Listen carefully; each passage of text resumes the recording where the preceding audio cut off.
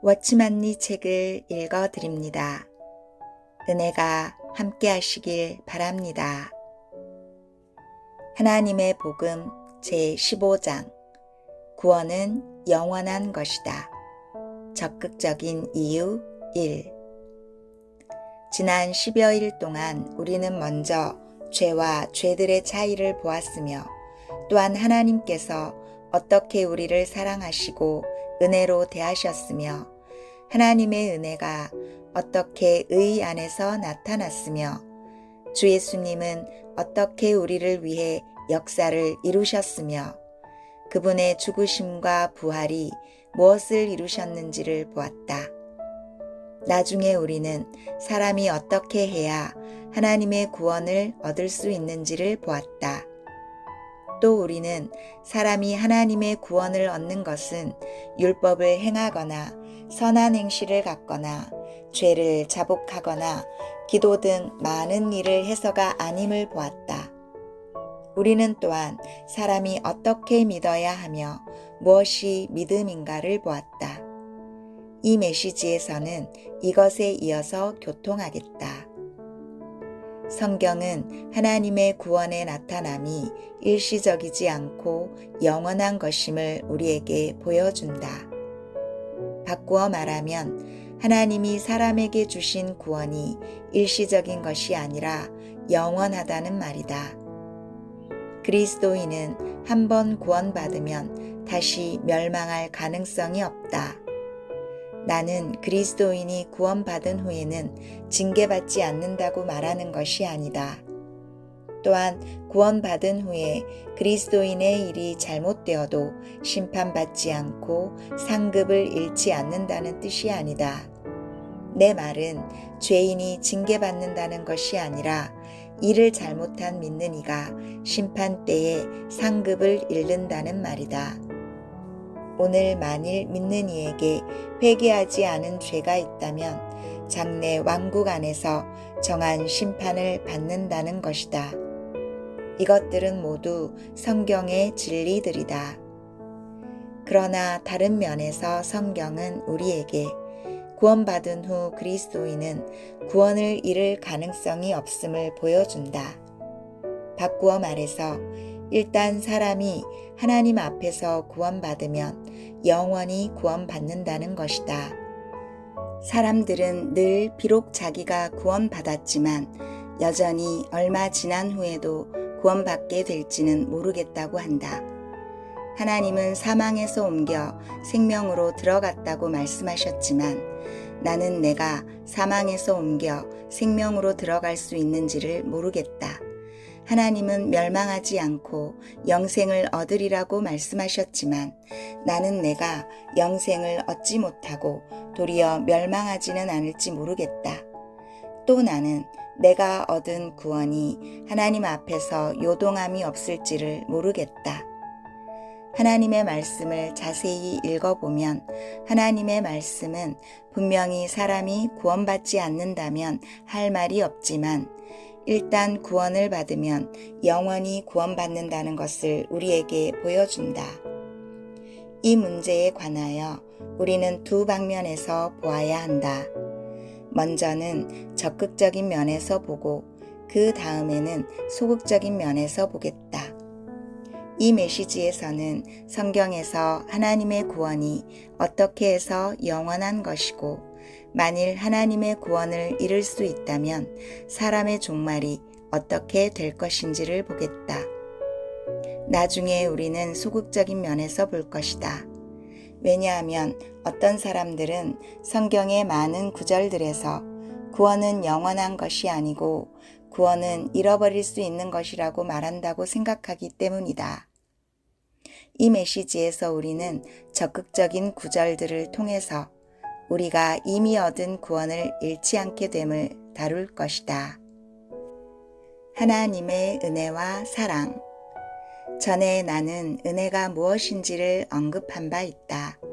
신약을 읽어본 사람이라면 누구나 우리가 은혜로 인하여 구원받았다는 것을 알 것이다. 구원이 은혜로 말미암은 것이 아닌 율법으로 말미암은 것이라고 말할 정도로 과오를 범하는 사람은 없을 것이다.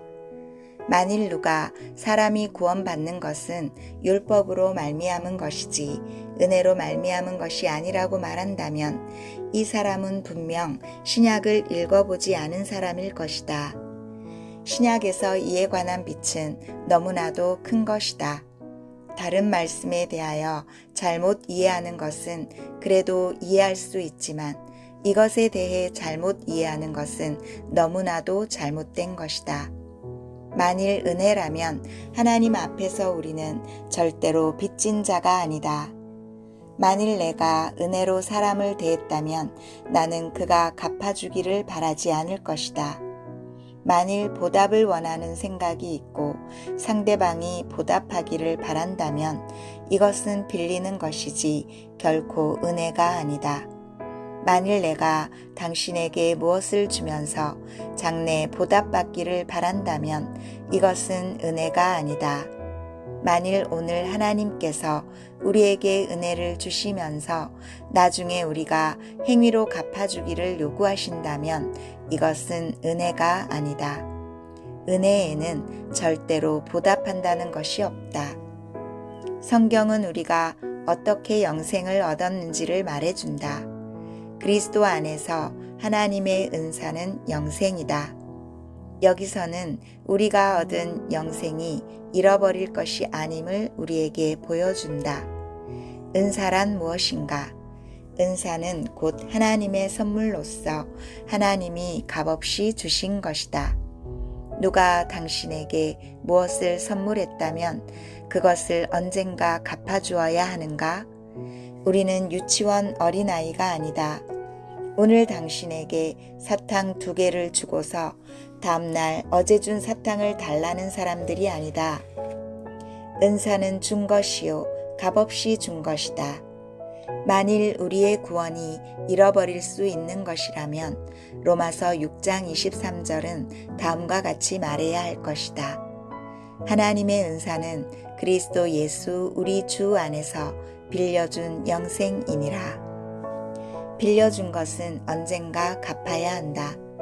그러나 선물로 준 것은 갚을 수 없고 일단 선물한 것이면 영원히 선물한 것이다. 만일 영생이 그리스도 안에서 주어진 것이고 우리에게 선물로 주어진 것이라면 갚을 필요가 없는 것이다. 은사라는 단어는 원어에서 값없이 주는 것임이 매우 분명하다. 값없이 준 것이라면 갚아줄 필요가 없는 것이다. 만일 갚을 필요가 없는 것이라면 우리는 은사를 잃을 가능성이 없다. 성경은 분명히 하나님의 은사에는 후회하심이 없다고 우리에게 말해준다. 영생은 하나님의 은사 중에 중요한 한 항목이다. 구원 또한 하나님의 은사 중에 중요한 항목 중에 하나이다. 이 외에도 많은 항목들이 있다. 하나님의 은사에는 후회함이 없다. 하나님이 후회하지 않으신다면 어떻게 주신 것을 갚으라고 하실 수 있겠는가? 만일 도로 가져간다면 거기에는 분명 먼저 후회함이 있을 것이다. 후회함이 없다는 것은 도로 가져가는 것이 없다는 말이다. 동시에 도로 가져가는 것은 선물이 아니다. 선물을 도로 가져가는 법은 없다. 오늘 내가 어떤 사람에게 뭔가를 선물하고서 그 다음날 다시 되돌려 달라고 말할 수 있는가? 그럴 수 없다. 만일 선물이라면 되돌려 달라고 할 수 없다. 하나님은 정함이 없이 요동하고 하루에도 서너 번씩 변하는 우리 사람과 같이 이랬다 저랬다 하는 분이 아니시다. 하나님은 우리에게 주신 것을 되돌려 달라고 하지 않으신다. 그러므로 하나님의 성격에 의하면 그분은 구원을 우리에게 은사로 주신 것이지 결코 빌려주신 것이 아니기 때문에 우리는 구원의 영원성을 인정해야 한다. 하나님께 감사드리고 그분을 찬양한다. 하나님은 결코 빌려주지 않으실 뿐더러 외상으로 하시지도 않으며 보답을 원하시지도 않는다. 그분은 다만 주시고 우리에게 선물하신다. 하나님은 너무나도 크신 분이시다. 하나님은 빌려주시지 않고 외상으로 주시지도 않을 뿐더러 팔지도 않으신다. 하나님이 우리를 구원하신 것은 은혜이다. 하나님은 무엇을 팔거나 빌려주거나 외상으로 줄 수 없을 정도로 크신 분이시다. 하나님은 다만 주시기만 할 정도로 크신 분이시다. 그러므로 우리는 하나님의 은사가 영생인 것을 보아야 한다. 하나님은 무엇 때문에 우리에게 영생을 주시는가? 하나님은 무엇 때문에 그 아들 안에서 은사를 주시는가? 사람이라면 누구나 요한복음 3장 16절 말씀을 읽어보았을 것이다. 하나님이 세상을 이처럼 사랑하사 독생자를 주셨으니 이는 저를 믿는 자마다 멸망치 않고 영생을 얻게 하려 하심이니라. 하나님은 무엇 때문에 그 아들을 우리에게 주셨는가? 그분이 우리를 사랑하시기 때문이다. 하나님은 무엇 때문에 영생을 우리에게 주시는가? 그분이 우리를 사랑하시기 때문이다. 친구여, 만일 내가 죄인이었을 때 하나님께서 그 아들의 생명을 내게 주실 정도로 나를 사랑하셨다면 그리스도인이 된 후에 내가 약하고 수준에 이르지 못한다고 해서 나를 버리시겠는가? 내가 죄인이었을 때에 그 아들께서 나를 위해 십자가에서 죽으셨을진데 내가 그를 믿은 오늘 그분이 나의 작은 연약함 때문에 나를 사랑하지 않으신다는 말인가? 만일 하나님의 말씀이 변하지 않는다면 하나님의 은혜도 변할 가능성이 없다. 전에 그분이 내 죄를 위해 아낌없이 그분의 독생자를 주시기까지 나를 사랑하셨고 이같이 큰 사랑을 가지고 계셨는데 이제 와서 그 사랑이 완전히 변했단 말인가? 오늘 내가 그리스도인이 된 후에 오히려 나를 지옥에 던져놓고 사랑하지 않는다는 말인가? 사람의 상식으로도 심지어 십자가에서 죽기까지 우리를 이같이 사랑하신 분이 오늘 변하여 우리를 구원받지 못하게 할 수 있단 말인가? 이것은 불가능한 일이다. 사람의 이성에서뿐 아니라 하나님의 말씀도 이렇게 말한다. 요한복음 13장은 주 예수님께서 세상에 있는 자기 사람들을 사랑하시되 끝까지 사랑하신다고 말한다. 그러므로 사람을 사랑하는 하나님의 사랑에는 변개함이 없다. 그분께서 십자가에 오르실 때에 그분의 마음이 당신을 어떻게 사랑하셨듯이 오늘날에도 그분은 여전히 당신을 사랑하신다. 그분의 사랑에는 변개함이 없고 그분의 은사에도 변개함이 없다. 만일 사람이 구원과 영생을 잃을 가능성이 있다고 생각한다면 그것은 하나님의 사랑이 변개될 가능성이 있다고 생각하는 것이다. 그러나 이것은 불가능한 일이다. 근원이 변개하지 않는 한 흐름은 변개될 가능성이 없다. 만일 생명이 변개되지 않는다면 열매가 변개될 가능성도 없는 것이다. 우리는 반드시 하나님의 마음을 알아야 하고 하나님께서 그분의 아들을 되돌려 달라고 하시지 않는다는 것을 알아야 한다. 로마서 8장 32절에서 말한 것 같이 하나님께서 그 아들을 아끼지 아니하시고 우리에게 주셨은즉 그분은 결코 아들을 되돌려 달라고 하지 않으신다. 친구들이여, 한번 생각해보라. 하나님의 아들이 위대하신가? 우리의 구원이 위대한가? 하나님의 아들이 보배로운가? 아니면 우리가 얻은 생명이 보배로운가? 우리는 육에 속한 자이기 때문에 구주를 중요하게 생각하지 않고 구주보다 생명을 더 보배롭게 생각한다. 생명을 얻는 것으로 족하게 여기며 구주에 대하여는 상관하지 않으려고 한다. 그러나 하나님 보시기에는 우리가 얻은 생명보다 구주가 더욱 보배롭다.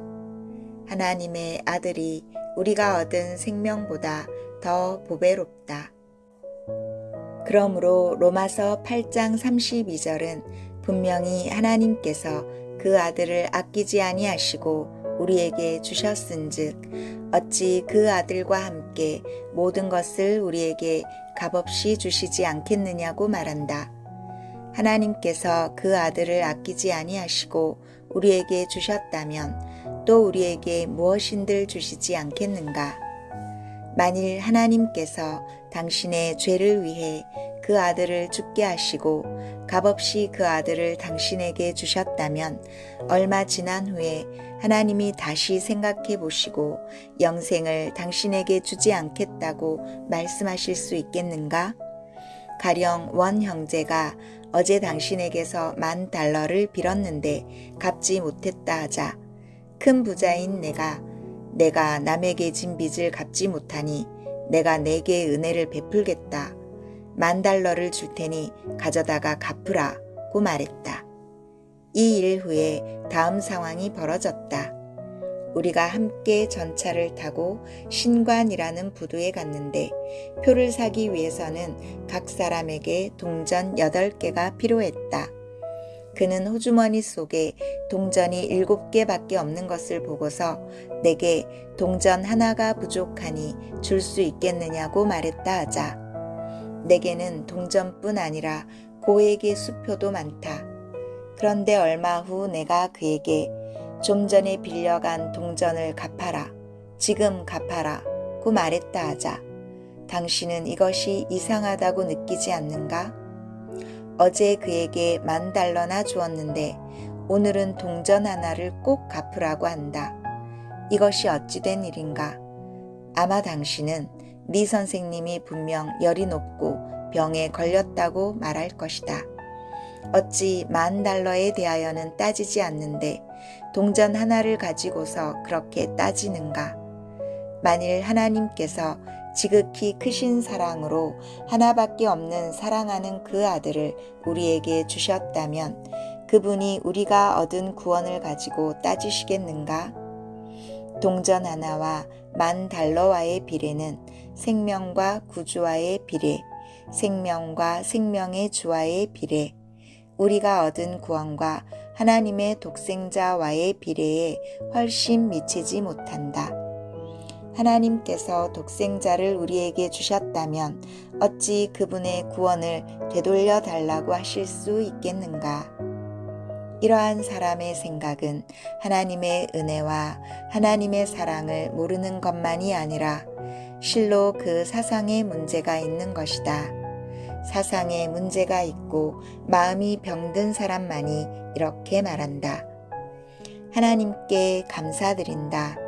하나님께서 그 아들을 우리에게 주셨다면 결코 되돌려 달라고 하지 않으신다. 하나님은 그의 아들 외에도 우리에게 영생과 구원 등 많은 것들을 주신다. 하나님께서는 그 아들을 우리에게 주시고 그 아들 외에 또한 우리로 영생을 얻게 하셨다. 만일 하나님이 아들을 되돌려 달라고 하시지 않는다면 우리가 얻은 영생을 도로 가져갈 가능성은 없다. 그러므로 하나님의 은혜로 본다면 우리가 얻은 구원과 생명은 잃어버릴 가능성이 없다. 이것은 하나님께서 우리에게 분명히 하신 말씀이다. 하나님은 계획을 가지고 우리를 구원하심. 둘째로 우리는 하나님이 우리 죄인을 구원하심이 돌발적인 것인가 아니면 의도적인가를 보아야 한다. 하나님이 우리를 구원하심은 길가에 다니는 거지에게 동전 2개를 주는 것과 같은가 아니면 의도적으로 사람을 찾아서 그에게 돈을 주는 것과 같은가? 하나님이 우리를 구원하시는 것은 우연한 것인가 아니면 일정한 계획을 가지고 있는 것인가?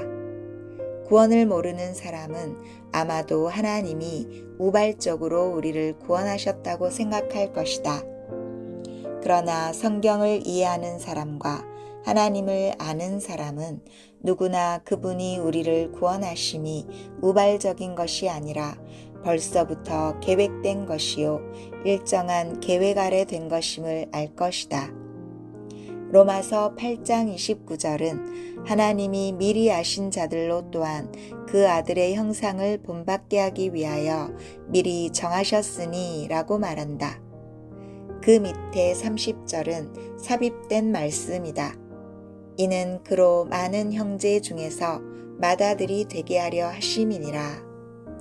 오늘 우리가 받은 구원은 29절과 30절에 언급된 모든 항목을 포함한다. 우리가 구원받은 역사는 30절의 칭의로 시작된다. 우리가 구원받은 때가 곧 우리가 의롭다 하심을 받은 때이다. 우리는 우리가 예수를 믿음으로써 구원을 받았고 의롭다 하심을 얻었다는 것을 안다.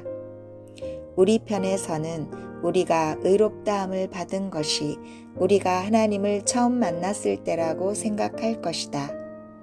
당신은 의롭다 하심이 당신의 생명의 역사에서 첫 번째로 하나님을 접촉했을 때 일어났다고 생각할 것이다. 그러나 성경은 하나님께서 벌써부터 당신과 접촉을 가지셨다고 말한다. 하나님께서는 벌써부터 당신을 아셨다. 당신이 의롭다함을 받은 것은 나중의 일이고 하나님이 당신을 아신 것이 먼저이다.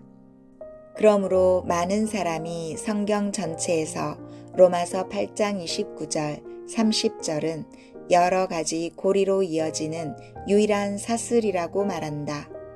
이것은 가장 보배롭고 가장 완전한 사슬이다.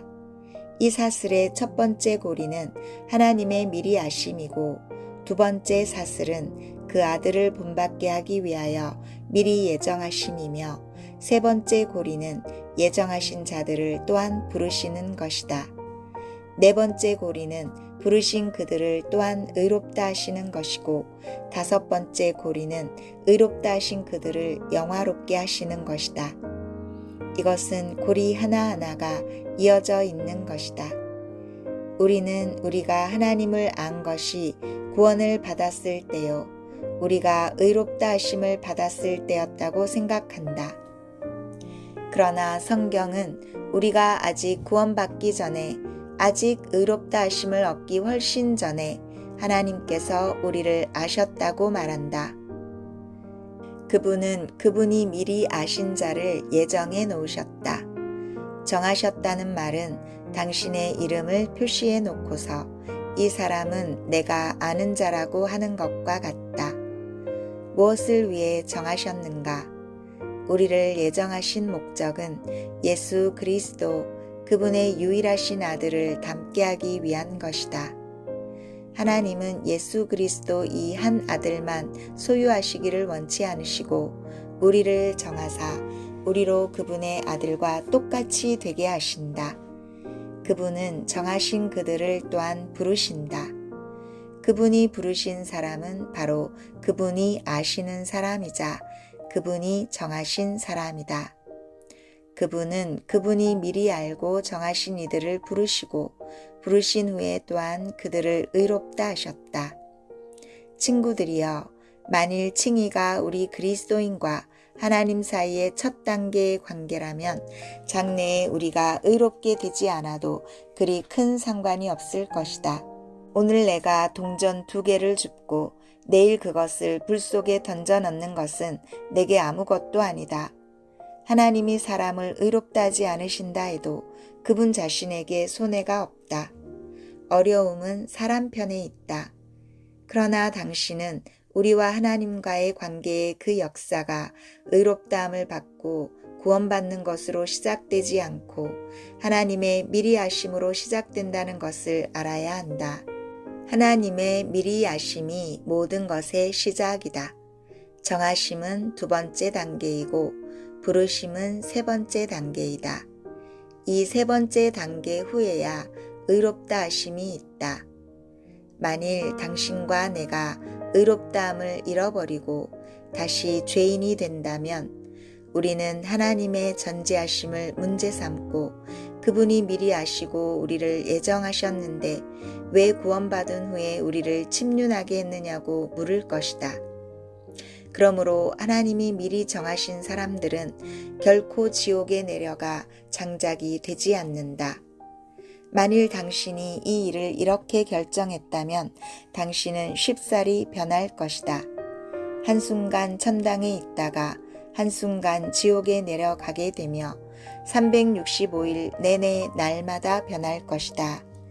그러나 하나님은 하나님이시기 때문에 그분의 미리 아심은 요동하지 않는다. 그분은 하나님이시기 때문에 그분의 정하심도 요동하지 않는다. 내가 알고 경배하는 하나님은 변개함이 없으시며 그분이 정하신 것을 결코 바꾸시지 않는다. 그분에게 미리 아심이 있고 예정하심과 부르심이 있기 때문에 우리가 의롭다함을 받은 것은 영원한 것이다. 우리가 우리의 칭의를 잃어버리는 것은 작은 일이나 하나님이 그분의 미리 아심을 잃어버리는 것은 작은 일이 아니다. 우리가 칭의를 잃어버리는 것은 작은 일이나 하나님이 우리를 잘못 부르셨다면 이것은 심각한 일이다. 하나님이 그분의 미리 아심과 예정하심과 부르심에 영향을 주지 않고서는 칭의를 무효화시킬 수 없다. 만일 당신이 그중 한 고리를 빼어버린다면 다른 세 고리도 남지 못할 것이다. 당신의 구원을 잃어버린다면 하나님의 미리 아심과 예정하심과 부르심도 잘못된 것이다. 이뿐 아니라 그 밑에 또 한 가지 일이 있다. 하나님은 의롭다 하신 그들을 또한 영화롭게 하셨다고 말씀하셨다. 만일 하나님이 그분이 의롭다 하신 이들을 영광 안으로 이끌지 않으신다면 그분의 역사는 완성된 것이 아니다. 만일 우리가 새하늘 새 땅에 들어갈 수 없고 영원한 영광에 들어갈 수 없다면 여전히 하나님의 역사는 완성된 것이 아니다. 하나님의 역사의 마지막 단계는 바로 영화롭게 됩니다. 만일 우리가 영광 안에 있지 않다면 하나님의 역사는 온전하지 않은 것이다. 이것은 하나님의 말씀이다. 당신은 이것을 어디에 둘 것인가? 당신은 하나님의 말씀을 한쪽에 제쳐놓을 수 없다. 하나님은 그분이 의롭다 하신 그들이 아무 조건 없이 영광에 들어갈 수 있다고 말씀하신다. 하나님은 의롭다함을 받은 그들의 행실이 좋으면 영광에 들어갈 수 있다고 말씀하지 않았다. 하나님은 그들의 행위가 보기에 합당해야만이 영광에 들어갈 수 있다고 말씀하지 않으셨다. 하나님은 그분이 의롭다 하신 그들을 남들이 구원받은 사람으로 여겨야만이 영광에 들어갈 수 있다고 말씀하지 않으셨다. 당신은 그분의 말씀에서 이러한 조건들을 볼 수 없다. 여기서 언급된 것은 모두 하나님에 관한 문제이다. 하나님이 미리 아셨고 하나님이 우리를 그 아들과 똑같게 하시며 하나님이 우리로 그 아들의 형상을 본받게 하시며 하나님이 우리를 부르시고 하나님이 우리를 의롭다 하시며 또한 하나님이 의롭다 하신 우리들을 영화롭게 하신다. 그리고 하나님이 우리를 새하늘과 새 땅으로 인도하사 영원한 영광을 얻게 하신다. 성경에서 가장 큰 고리는 무엇인가? 어떤 사람은 영화롭게 되는 것이 가장 크다고 말하고 어떤 사람은 미리 아심이 가장 크다고 말한다. 사실상 이것들은 전혀 차별이 없고 다 똑같은 것이다. 당신은 이것들을 크다 작다로 구분할 수 없다. 하나님이 미리 아신 자들이 얼마이면 그분이 정하신 자들도 얼마이다. 하나님이 정하신 자들이 얼마이면 그분이 부르신 자들도 얼마이다. 하나님이 부르신 자들이 얼마이면 그분이 의롭다 하신 자들도 얼마이다. 하나님이 의롭다 하신 자들이 얼마이면 영화롭게 되는 자들도 얼마이다. 할렐루야. 하나님이 미리 아신 자는 100명인데 그분이 정하신 자는 90명이고 그분이 부르신 자는 80명이며 그분이 의롭다 하신 자는 50명이고 영화롭게 될 수 있는 자는 10명밖에 안 될 수 있는가? 하나님은 변개하지 않으시는 분이다. 결코 정하신 사람은 많고 부르신 자는 적을 수 없다. 여기 성경 말씀에서 그들이라는 단어에는 이러한 뜻이 들어있다. 그분은 미리 아신 그들을 예정하시고 예정하신 그들을 또한 부르시며 부르신 그들을 또한 의롭다 하셨으며 의롭다 하신 그들을 또한 영화롭게 하셨다고 하셨다. 이 그들이라는 단어가 5개의 고리를 연결시킨다. 원어에서 그들은 그 사람들이라는 뜻이다. 따라서 하나님은 미리 아신 그 사람들을 정하시고 정하신 그 사람들을 또한 부르시며 부르신 그 사람들을 또한 의롭다 하시고 의롭다 하신 그 사람들을 또한 영화롭게 하셨다. 그러므로 이 중에 한 가지라도 결여되어서는 안 된다. 이것은 하나님이 하신 일이다. 만일 당신이 한 일이라면 당신은 어떤 사람이 구원받기에 합당한지를 모르기 때문에 나를 잘못 구원할 수도 있다. 그러나 하나님이 하신 것이라면 그분은 틀리지 않는다. 만일 당신이 하나님을 모르고 그분의 역사를 모른다면 구원을 잃어버릴 가능성이 있다고 생각할 것이다. 그러나 만일 당신이 하나님을 알고 그분의 역사를 안다면 당신은 이 사람들이 어떤 단계에서도 감소되거나 추가될 수 없음을 깨달을 것이다. 성경은 하나님이 영원하신 분이라고 말한다. 하나님은 시작만 있고 끝이 없는 우리와 다르시다. 하나님은 그분이 처음이요 나중이라고 하셨다. 하나님은 그분이 알파요 오메가라고 하셨다. 하나님은 그분이 시작이요 끝이라고 하셨다. 때로 우리는 시작만 있고 결과가 없다. 어떤 때에는 끝맺을 줄은 아나 시작할 줄을 모른다. 그러나 하나님은 처음이요 나중이시다. 하나님은 그분의 역사를 도중에 포기하실 수 있는가? 만일 구원받는 것이 우리의 일의 결과라면 구원받지 못했다는 것은 우리가 도중에 포기했다는 것을 의미한다. 그러나 우리가 알듯이 구원받은 것은 하나님이 하신 역사이고 우리를 구원하신 분은 하나님이시다. 그러므로 만일 우리가 끝까지 구원받을 수 없다면 이것은 우리가 도중에 포기한 것이 아니라 하나님이 도중에 포기하시는 것이 되어버린다. 우리는 하나님이 도중에 무엇을 포기하는 분이라고 생각하지 말아야 한다. 빌립보서 1장 6절은 우리 안에서 착한 일을 시작하신 이가 하나님이심을 말한다. 하나님이 시작하시고 그분이 친히 우리에게 구원을 주셨다면 그분은 그리스도 예수의 날까지 이 일을 필히 이루실 것이다.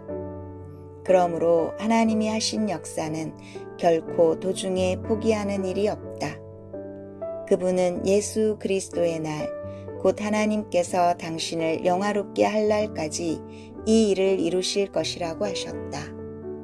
여기서 당신은 하나님이 하신 말씀이 얼마나 위대하고 그분의 범위가 얼마나 넓으며 그분의 날이 얼마나 장구하며 그분의 뿌리가 얼마나 깊은지를 보았을 것이다.